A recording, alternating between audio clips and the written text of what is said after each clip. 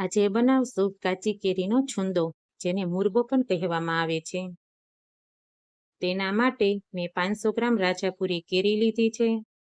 તેની છાલ ઉતારી ખમણી લેશું. અહીં ખમણ તમે તમારી ઈચ્છા પ્રમાણે જાડું પાતળું કરી શકો છો.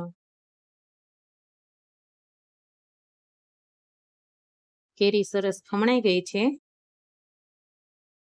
એક વાસણમાં કેરીનું ખમણ, 500 ગ્રામ ખાંડ, અડધી ચમચી મીઠું અને અડધી ચમચી હળદર લઈ તેને સારી રીતે મિક્સ કરી લેશું. કેરી અને ખાંડનું પ્રમાણ સરખું જ રાખવું.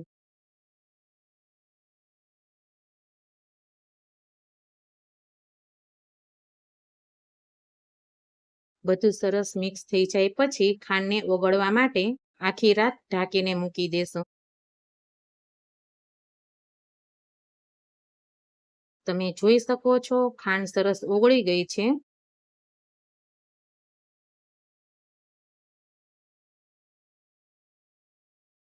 તેને પાતળું કપડું બાંધી ચાસણી લાવવા માટે તડકે મૂકી દેશું.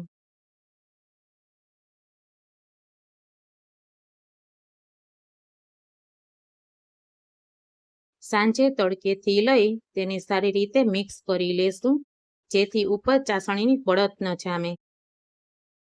તેને ફરીથી કપડું બાંધી લેશું, જેથી કોઈ જીવજંતુ ન પડે. સવારે ફરીથી તેને મિક્સ કરી કપડું બાંધી ચાસણી માટે તડકે મૂકી દેશું.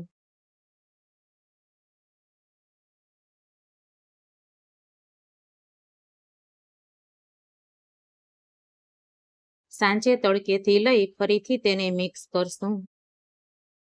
આજે બીજો દિવસ છે. તમે જોઈ શકો છો કે હજી ચાસણી આવી નથી.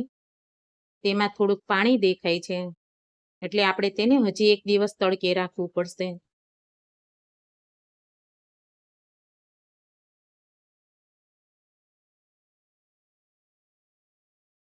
આજે ત્રીજો દિવસ થઈ ગયો છે. કેરીનું પાણી બધું જ બળી ગયું છે અને ચાસણી પણ સરસ આવી ગઈ છે, એટલે કે મુરબો આપણો રેડી થઈ ગયો છે. તેને કાચની બોટલમાં ભરી લેશું.